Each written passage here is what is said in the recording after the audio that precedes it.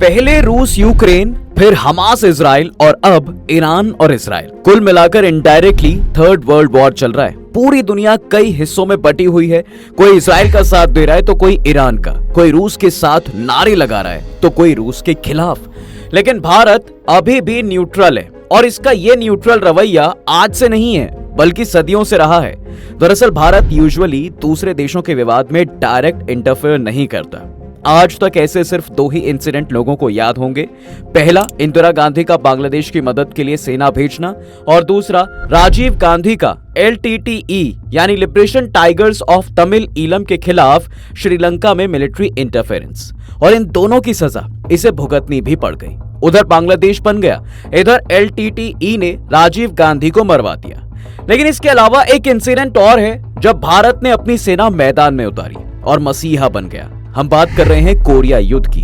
जी हां, लेकिन आज वहां कंडीशन बिल्कुल ऑपोजिट है। जो लोग कल तक भारत को फरिश्ता मानते थे वो आज उसके एहसानों को भूल क्यों गए? तो आखिर ऐसा क्या किया था भारत ने और क्यों अब कोरिया का नजरिया भारत के लिए पूरी तरह बदल गया? इस स्टोरी को समझने के लिए हमें शुरू से शुरू करना पड़ेगा, तो बने रहिए एंड तक हमारे साथ। तो साहब, बात 20वीं सदी की शुरुआत की है जब एशिया कॉन्टिनेंट में दो कॉलोनियल पावर्स आपस में भिड़ रही थी, वो भी जमीन के एक छोटे से टुकड़े के लिए। और जमीन का ये टुकड़ा था कोरियन पेनिनसुला, और वो कॉलोनियल पावर्स थी जापान और रूस। दोनों में भयानक जंग हुई और इसमें जापान जीत गया, जिसके बाद उसने कोरिया को गुलाम बना लिया।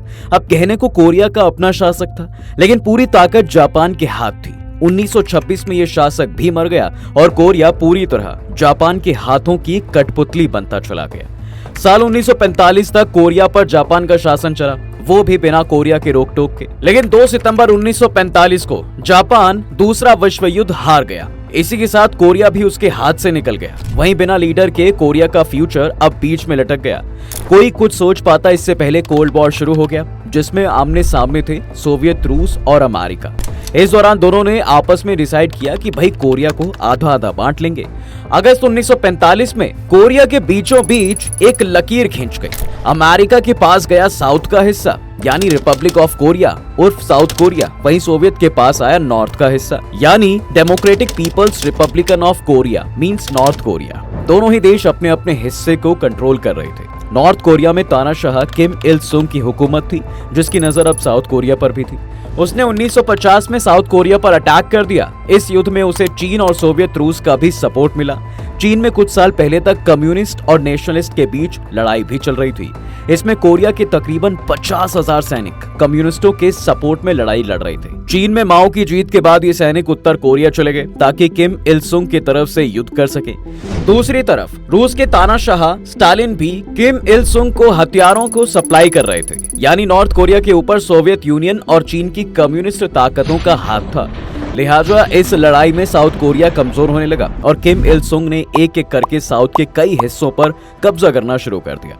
अमेरिका इस हार से परेशान था। उसने यूनाइटेड नेशन में इस युद्ध के खिलाफ एक प्रपोजल पास करवाया और साउथ कोरिया की मदद के लिए अपनी सेना भेज दी। अमेरिका के आते ही युद्ध का पासा पलटने लगा। नॉर्थ कोरिया के शहरों पर अमेरिका ने जमकर बमबारी की। कहा जाता है कि अमेरिका ने नॉर्थ कोरिया के करीब 6.25 लाख टन विस्फोटक का इस्तेमाल किया। जी हाँ, इनमें लाखों लोग मारे गए। अमेरिका के सेक्रेटरी ऑफ स्टेट रह चुके डीन रस्क ने एक बार कहा था कि नॉर्थ कोरिया में जो भी हिलती डुलती चीज दिखी उन सब के ऊपर अमेरिका बम गिराता चला गया। ऐसा लगने लगा था कि अमेरिका जल्द ही नॉर्थ कोरिया पर कब्जा कर लेगा। लेकिन तभी चीन के सैनिक इस युद्ध में उतर गए। लड़ाई लंबी खिंचने लगी। हालांकि दोनों पक्ष ये समझ गए थे साहब कि अगर युद्ध यूं ही चलता रहा तो सिवाय नुकसान के कुछ हासिल ही नहीं होगा। लेकिन युद्ध रुके कैसे, समझौता कैसे हो, अब इसको लेकर चर्चाएं होने लगी। पहला मुद्दा बॉर्डर का था। दोनों देशों के बीच बॉर्डर लाइन कैसे डिसाइड हो। कई राउंड की बातचीत के बाद इस समस्या का हल भी निकाल लिया गया। डिसाइड हुआ कि भाई 1945 वाली बॉर्डर लाइन ही मानी जाएगी। बता दें कि कोरियन पेनिनसुला को बांटने वाली जो लाइन है उसे कोरियन डीमिलिटराइज्ड जोन या DMZ कहा जाता है। ये 4 किलोमीटर की एक पट्टी है जो नॉर्थ और साउथ कोरिया को बांटती है। युद्ध रुकने के बाद ये वो हिस्सा था जहां आर्म्ड फोर्सेस को जाने की परमिशन नहीं थी। खैर, यहाँ पर मसला हल हो जाना चाहिए था, लेकिन फिर इससे भी बड़ी समस्या सामने आ गई।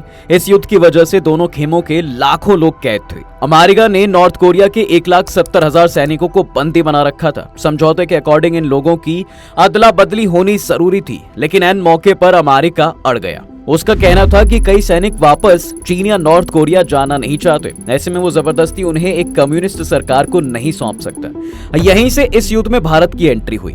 Bharat United nation security council का टेम्परेरी मेंबर था, लेकिन नेहरू नॉन अलाइनमेंट की पॉलिसी फॉलो कर रहे थे। इसलिए जब यूनाइटेड नेशन में इस युद्ध के खिलाफ प्रस्ताव लाया गया तो भारत वोटिंग के लिए नहीं आया। अमेरिका चाहता था कि यूनाइटेड नेशन की सेना के साथ भारत भी अपनी सेना भेजे, लेकिन भारत ने इससे इनकार कर दिया। अब एक तो भारत आजाद हुए महज 3 साल हुए थे, दूसरा वो युद्ध नहीं चाहता था, इसलिए उसने अमेरिका की बात मानने की बजाय सेना के मेडिकल कोर की एक टुकड़ी भेज दी ताकि युद्ध में घायल लोगों की मदद हो सके। भारत ने कई बार ब्रिटेन की मदद से समझौता कराने की कोशिश भी की, लेकिन बार बार मसला एक सेम मुद्दे पर आकर ठहर जाता था। अमेरिका युद्ध में बंदी बनाए गए सैनिकों को वापस नॉर्थ कोरिया को सौंपने को तैयार नहीं था। अब इस बीच भारत ने नवंबर 1952 में यूनाइटेड नेशंस में एक प्रपोजल पेश कर दिया जो पास भी हो गया। इस प्रस्ताव के तहत एक कमीशन का गठन होना था जिसका नाम था न्यूट्रल नेशन सुपरवाइजरी कमीशन यानी NNSC। इस कमीशन में टोटल 5 देश इंक्लूड थे। वेस्टर्न कंट्रीज की तरफ से स्वीडन और स्विट्जरलैंड, और चीन और रूस की तरफ से पोलैंड और चेकोस्लोवाकिया। इसके अलावा 5वां सदस्य भारत था। इस कमीशन का बंदी बनाए गए सैनिकों की अदला बदली का काम देखना था, जिसे लेकर मई 1952 में एक ऑपरेशन चलाया गया, ऑपरेशन लिटिल स्विच, जिसमें दोनों खेमों ने घायल हुए कैदियों की अदला बदली की। लेकिन इसके बाद भी कई हजारों युद्धबंदी बचे हुए थे जिनकी अदला बदली होनी थी। इनमें से कई तो ऐसे थे जो अपने देश वापस नहीं लौटना चाहते थे, इसलिए इन्हें NNSC को सौंपा गया और NNSC के चीफ थे भारतीय सेना के मेजर जनरल KS थिमैय्या। इसके अलावा भारत ने कैदियों की देखरेख के लिए एक ICF यानी इंडियन कस्टोडियल फोर्स भेजी, जिसमें भारत के 6000 सैनिक शामिल थे और इसे लीड कर रहे थे लेफ्टिनेंट जनरल शंकर राव पांडुरंग पाटिल थोरात। अब इसके अलावा जैसे कि हमने आपको पहले बताया कि भारतीय सेना की मेडिकल कोर की एक टुकड़ी भी कोरिया में तैनात थी, जिसे रवाना करते हुए प्रधानमंत्री नेहरू ने साफ साफ इंस्ट्रक्शन दी थी कि किसी भी हालत में उन्हें न्यूट्रल ही रहना है और केवल खुद की सेफ्टी के लिए वेपन्स का यूज करना है। खैर, कैदियों को साउथ कोरिया के कैंपस में रखा गया था, इसलिए यहीं पर इंडियन कस्टोडियल फोर्स की टुकड़ियों को तैनात भी किया गया। इस वजह से इस जगह को हिंदू नगर का नाम दिया गया। ICF के आने से पहले बंदियों के कैंपस को अमेरिकन कंट्रोल कर रहा था। इन कैंपस की देखभाल बिल्कुल आसान काम नहीं था। एक तो कड़ाके की ठंड पड़ती थी, दूसरा कैद किए गए सैनिकों के बीच अक्सर लड़ाई होती रहती है और वो अग्रेसिव हो जाते थे। इसके बावजूद ICF की टीम स्ट्रिक्ट एक्शन नहीं ले सकती थी। इन सब के बीच NNSC के चीफ के जनरल थिमैय्या के सामने एक बड़ा चैलेंज भी था। कैदी सैनिकों में से कई, जिसमें अमेरिकन सिटीजन भी शामिल थे, अपने देश नहीं लौटना चाहते थे और इनका फैसला अब NNSC को करना था। दिसंबर 1953 में यूनाइटेड नेशंस ने इन सैनिकों को मनाने की एक आखिरी कोशिश की। आखिर में 22,000 सैनिक अपने देश लौटने को रेडी भी हो गए, लेकिन करीब 88 सैनिक अब भी ऐसे थे जो वापस जाने के लिए राजी नहीं थे साहब। आखिर में जनरल थिमैय्या ने डिसाइड किया कि इन्हें भारत ले जाया जाएगा। 1955 तक इनमें से 6 वापस अपने देश लौट गए, लेकिन 82 ऐसे थे जिनमें से कुछ ने भारत को ही अपना घर बना लिया और बाकी दूसरे मुल्कों में चले गए। इस युद्ध में भारतीय सैनिकों ने जो हेल्प की, उसके लिए कोरिया के लोग काफी सालों तक उन्हें याद करते रहे, खासकर मेडिकल कोर की सर्विसेज को। दरअसल इस युद्ध में घायल होने वाले आम सिटीजन्स को अमेरिकी सेना की हेल्प नहीं मिलती थी। ऐसे में इन लोगों की मदद भारतीय सेना की मेडिकल कोर ने की। उन्होंने कोरिया में 4 अस्पताल बनाए, कोरियन डॉक्टर्स को ट्रेन किया और साथ ही साथ घायलों का इलाज भी किया। इस वजह से कोरिया में इन भारतीय सैनिकों को स्पेशल नाम दिया गया, एंजल्स इन मैरून बेयर, यानी मैरून टोपी वाले फरिश्ते। अब जैसे कि हमने आपको बताया था कि नॉर्थ कोरिया और साउथ कोरिया के बीच DMZ नाम की एक पट्टी बनाई गई है। इस इलाके में कोरिया युद्ध का एक मेमोरियल बना हुआ है जिसमें 22 देशों के झंडे लगे हुए हैं। ये वो सभी देश हैं जिन्होंने इस युद्ध में हिस्सा लिया था। इनमें से एक झंडा भारत का भी है। कोरिया युद्ध में भारत कंट्रीब्यूशन देने की वजह से भारत नॉन अलाइंग धड़े का एक बड़ा लीडर बनकर उभरा और नेहरू वर्ल्ड लीडर के तौर पर उभर कर सामने आया। लेकिन अब कोरिया भारत के इन एहसानों को भूल गया है, specially south Korea. Indians and Pakistans are not allowed, Islam and Hinduism out. ये स्टेटमेंट आपको साउथ कोरिया के कई क्लब्स और बार्स के बाहर बोल्ड लेटर्स में लिखा हुआ मिल जाएगा। और साउथ कोरिया ही क्यों, आंध्र प्रदेश के अनंतपुर चलकर ही देख लेते हैं, जहां किया मोटर्स के आसपास सभी रेस्टोरेंट्स केवल साउथ कोरियंस के लिए ही रिजर्व्ड है। वो डंके की चोट पर कहते हैं साहब कि strictly no entry policy for Indians. वाह, मानना पड़ेगा कि इंडिया में भी साउथ कोरियंस का क्या स्वैग है, बिल्कुल वैसा जैसा ब्रिटिश राज में अंग्रेजों का होता था। वो भी बड़े चौड़ में रेस्टोरेंट के बाहर लिखवाते थे कि Indians and dogs are not allowed.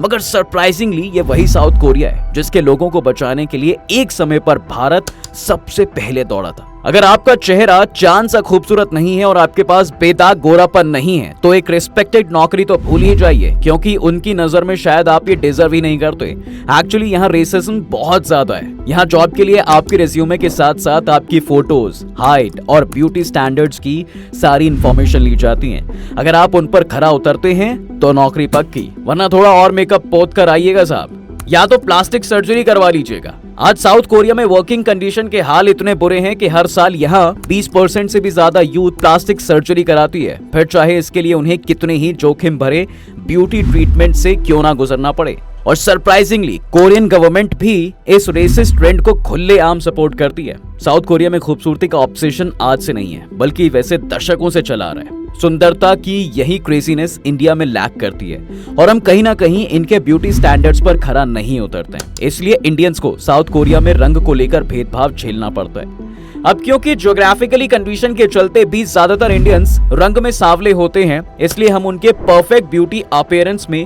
Fit नहीं होते। ऐसा केवल हम नहीं कह रहे हैं, बल्कि साउथ कोरिया में पहले से रहने वाले कई इंडियंस का भी मानना है। वो भी बताते हैं कि कैसे जब वो मेट्रो सीट्स पर बैठते हैं तो उनके आसपास बैठे कोरियंस साथ बैठना भी पसंद नहीं करते हैं। इसी तरह कुछ भारतीय ये किस्सा भी सुनाते हैं कि ये कोरिया में शॉपिंग के दौरान अगर वो किसी भी कपड़े या प्रोडक्ट को टच भी करते हैं तो उनके द्वारा छुए गए सामान को शॉप ओनर्स दोबारा साफ करते हैं। इनके साथ बात करना तो भूल ही जाइए। कई कोरियंस तो इंडिया के करीब खड़ा होना भी पसंद नहीं करते हैं, जैसे कि हमें कोई बीमारी हो। इतने हाईली एडवांस होने के बाद भी साउथ कोरिया के लोग भारत को केवल एक पुअर डेवलपिंग नेशन की तरह ही देखते हैं। अब ऐसा इसलिए भी है क्योंकि साउथ कोरिया में कई Indian migrant workers cleaning, swapping और फिश कैचिंग जैसे जॉब करते दिख जाते हैं। ऐसे में इस देश के लोगों को लगता है कि भाई भारत केवल एक गरीब देश है और यहाँ के लोग भद्दे दिखाई देते हैं। वहीं कोरिया अमेरिकन इनके लिए खूबसूरती की मूरत से कम नहीं है। उनके प्रति इनका बिहेवियर एक काफी वेलकमिंग है। कैफे से लेकर रेस्टोरेंट, बार्स तक में उनकी एंट्री पर कोई रेस्ट्रिक्शंस नहीं है, और ये सब सिर्फ इसलिए क्योंकि वो ज्यादा गोरे दिखाई देते हैं। खैर जो भी हो, लेकिन इस रेसिज्म के आड़ में कोरिया को भारत के एहसानों को भूलना नहीं चाहिए। दोस्तों, आपको इसके बारे में क्या कहना है हमें कमेंट करके जरूर बताएं। वीडियो को लाइक और चैनल को सब्सक्राइब करना बिल्कुल ना भूलें।